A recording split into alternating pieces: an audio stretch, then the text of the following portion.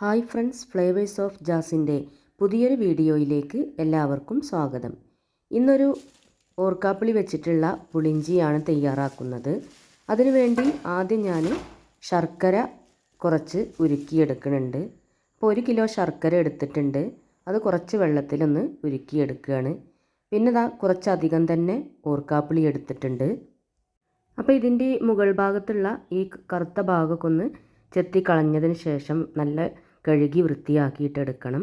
എന്നിട്ട് കുക്കറിലിട്ടിട്ട് വേവിച്ചെടുക്കുകയാണ്. അപ്പോൾ ഈ കുക്കറിൽ ഇട്ടതിന് ശേഷം അതിലേക്ക് നമ്മൾ ഉരുക്കി വെച്ച ശർക്കര ഉണ്ടല്ലോ, ആ ശർക്കര കൂടെ ഒഴിച്ചു കൊടുക്കുക. എന്നിട്ട് ആ വെള്ളത്തിലാണ് ഇത് വേവിച്ചെടുക്കേണ്ടത്. അപ്പോൾ ശർക്കരയിൽ കല്ലൊന്നും ഇല്ലാതിരിക്കാൻ അതൊന്ന് അരിച്ചിട്ട് ഇതിലേക്ക് ഒഴിച്ചു കൊടുക്കണം. ഇനിയിപ്പോൾ കുക്കർ അടച്ച് വെച്ചിട്ട് ഒരു 3 വിസിൽ വരുന്നത് വരെ വെയിറ്റ് ചെയ്യണം. ആ വിസിൽ പോയതിന് ശേഷം വേണം പിന്നെ ഇത് തുറന്ന് നോക്കാൻ. അപ്പോഴേക്കും ഇതിലുള്ള ഓർക്കാപ്പുളി നന്നായിട്ട് വെന്തിട്ടുണ്ടാവും. അപ്പോൾ ഇത് ഓഫ് ചെയ്തതിന് ശേഷം ഇനി നമുക്ക് പുളിഞ്ചി തയ്യാറാക്കാം. അതിനു വേണ്ടി ഞാൻ ഒരു ഉരുളി എടുത്തിട്ടുണ്ട്. അപ്പോൾ ഇത് കൂടുതലുള്ളത് കൊണ്ട് തന്നെ ഞാൻ കുറച്ച് വലിയ ഉരുളിയാണ് എടുത്തിട്ടുള്ളത്. അപ്പോൾ ഈ ഉരുളിയിലേക്ക് കുറച്ച് വെളിച്ചെണ്ണ ഒഴിച്ച് കൊടുക്കുന്നുണ്ട്. ഈ എണ്ണ ചൂടായി വരുന്ന സമയത്ത് ഇതിലേക്ക് കടുക് ഇട്ട് കൊടുക്കാം. എന്നിട്ട് കടുകൊന്ന് പൊട്ടി വരണം. അപ്പോൾ പൊട്ടി വരുന്ന സമയത്ത് ഇതിലേക്ക് ബാക്കിയുള്ള ഇൻഗ്രീഡിയൻസ് കൂടെ ഇട്ട് കൊടുക്കണം. അപ്പോൾ ഉരുളി വെക്കുന്നതിന് മുൻപ് തന്നെ ഇതിലേക്കുള്ള ബാക്കിയുള്ള ഇൻഗ്രീഡിയൻസൊക്കെ അരിഞ്ഞ് വെക്കണം. പച്ചമുളക്, ഇഞ്ചി ഇതുകൂടെ ഇതിലേക്ക് അരിഞ്ഞ് വെക്കാനുണ്ട്. അപ്പോൾ അത് ചോപ്പറിലിട്ടിട്ട് ചോപ്പ് ചെയ്തെടുത്താൽ മതി. അപ്പോൾ വെളിച്ചെണ്ണ ചൂടായി വന്നപ്പോൾ അതിലേക്ക് കടുക് ഇട്ട് കൊടുത്തിട്ടുണ്ട്. ഇനി ആ കടുകൊന്ന് ഫുള്ളായിട്ട് പൊട്ടി വരണം. അപ്പോൾ ഈ കടുക് പൊട്ടി വരുന്ന സമയത്ത് തന്നെ അതിലേക്ക് ഉലുവയും കൂടെ ഇട്ട് കൊടുക്കണം. എന്നിട്ട് ഉലുവ കൂടെ പൊട്ടി വരുമ്പോൾ ഇതിലേക്ക് നമ്മൾ ചോപ്പ് ചെയ്ത് വെച്ച ഇഞ്ചി ഇട്ട് കൊടുക്കാം. അപ്പോൾ ഈ ഇഞ്ചി നല്ല ചെറുതായിട്ട് അരിഞ്ഞിട്ട് വേണം ഇട്ട് കൊടുക്കാൻ. ചോപ്പറില്ലാത്തവർ നന്നായിട്ട് പൊടിയായി അരിയണം. അപ്പോഴേ നല്ല ടേസ്റ്റ് കിട്ടുള്ളൂ. ഇല്ലെങ്കിൽ അതിങ്ങനെ കുറച്ച് വലിയ കഷ്ണമായി കിടക്കുമ്പോൾ അതിങ്ങനെ നന്നായിട്ട് കടിക്കും. അപ്പോൾ ഈ ഒരു ചെറുതായിട്ട് അരിയുകയാണെങ്കിൽ അത് അത്ര തന്നെ കടിക്കലുണ്ടാവില്ല. അപ്പോൾ നല്ല മൊരിഞ്ഞ് വരണം ഈ ഇഞ്ചി. അങ്ങനെ ആവുമ്പോഴാണ് ഈ പുളിഞ്ചി കുറേ നാൾ കേടുകൂടാതിരിക്കുക. ഇഞ്ചി നന്നായിട്ട് വഴന്ന് വന്നിട്ടില്ലെങ്കിൽ അധിക നാളൊന്നും പുറത്ത് വെക്കാൻ പറ്റില്ല. അപ്പോൾ ഇങ്ങനെ ഇഞ്ചി നന്നായിട്ട് ഒരു സൗണ്ട് വരും. ആ ഒരു സൗണ്ട് വരുമ്പോൾ ഇത് മൂത്തൂന്ന് മനസ്സിലാക്കാം. അപ്പോൾ ഇനി ഇതിലേക്കുള്ള പച്ചമുളക് ഇട്ട് കൊടുക്കുകയാണ്. അപ്പോൾ എരിവിന് ആവശ്യമായിട്ടുള്ള പച്ചമുളക് ചേർത്ത് കൊടുക്കുക. ഇനി ഈ പച്ചമുളകും കൂടെ നന്നായിട്ട് വഴറ്റിയെടുക്കണം. ഇപ്പോൾ പച്ചമുളകും നന്നായിട്ട് മൂത്ത് വന്നിട്ടുണ്ട്. ഇനി ഇതിലേക്ക് നമ്മൾ കഴുകി വൃത്തിയാക്കി വെച്ച കറിവേപ്പിലയാണ് ഇട്ട് കൊടുക്കുന്നത്. ഇനി ഈ കറിവേപ്പിലയും കൂടെ നന്നായിട്ട് വഴറ്റിയെടുക്കണം. നല്ല ക്രിസ്പി ആയിട്ട് വരണം. അതുവരെ ഒന്ന് വഴറ്റി കൊടുക്കാം. ഇപ്പോൾ കറിവേപ്പിലയും മൂത്ത് വന്നിട്ടുണ്ട്. നല്ലൊരു ഗ്രീൻ കളറായിട്ടുണ്ട്. കറിവേപ്പിലയൊക്കെ കണ്ടില്ലേ? ഇത് ഇളക്കുമ്പോൾ തന്നെ ആ സൗണ്ട് കേൾക്കുമ്പോൾ മനസ്സിലാക്കാം നല്ലൊരു മൊരിഞ്ഞ ഒരു സൗണ്ടാണുള്ളത്. അപ്പോൾ ഈ ഒരു സമയത്താണ് ഇതിലേക്ക് ഇനി നമ്മൾ വേവിച്ച് വെച്ച ആ ഓർക്കാപ്പുളി ഉണ്ടല്ലോ, അതൊന്ന് മിക്സിയിൽ അടിച്ചിട്ട് ഇതിലേക്ക് ഒഴിച്ചു കൊടുക്കാം. അടിച്ചിട്ട് ഒഴിച്ച് കൊടുക്കുകയാണ് നല്ലത്.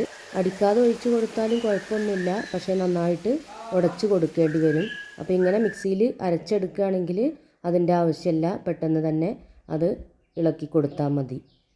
അപ്പോൾ ഞാൻ ഫുള്ളായിട്ട് അരച്ചതിന് ശേഷം ഇതിലേക്ക് ഒഴിച്ച് കൊടുത്തിട്ടുണ്ട്. ഇനി നന്നായിട്ടൊന്ന് മിക്സാക്കിയതിന് ശേഷം ഇതിലേക്ക് കുറച്ച് ഉപ്പ് കൂടെ ഇട്ട് കൊടുക്കണം. അപ്പോൾ ഞാനിവിടെ കല്ലുപ്പാണ് ഇട്ട് കൊടുക്കുന്നത്. കല്ലുപ്പില്ലെങ്കിൽ പൊടിയുപ്പ് ചേർത്ത് കൊടുത്താലും മതി. അപ്പോൾ ഉപ്പ് ചേർത്ത് കൊടുത്താലേ അതിൻ്റെ മധുരം ഒന്ന് ബാലൻസായി കിട്ടുള്ളൂ.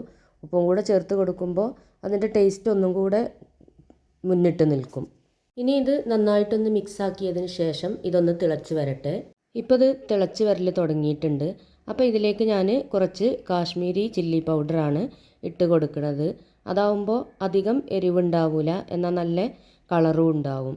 കാരണം പച്ചമുളക് ചേർത്തുകൊണ്ട് തന്നെ നല്ല എരിവുണ്ടാവും. അപ്പോൾ അതിലേക്ക് എരിവുള്ള മുളക് പൊടി കൂടെ ചേർത്താൽ മുളക് കൂടുതലാവും. അപ്പോൾ അതാണ് കാശ്മീരി ചില്ലി പൗഡർ ചേർത്ത് കൊടുത്തിട്ടുള്ളത്.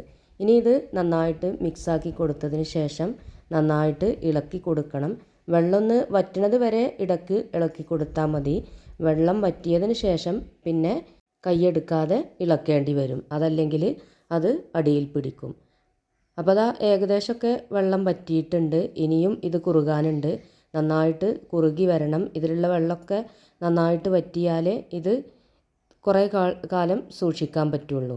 ഈ സമയത്ത് ഇതിൽ ഉപ്പും മുളകുമൊക്കെ ഇല്ലേ ഒന്ന് നോക്കിയിട്ട് ഇല്ലെങ്കിൽ അതൊക്കെ കുറച്ചും കൂടെ ചേർത്ത് കൊടുക്കണം. അപ്പോൾ ഇത് ഇളക്കി കൊടുക്കുക എന്നുള്ള ഒരു ബുദ്ധിമുട്ടേ ഉണ്ടാവുള്ളൂ.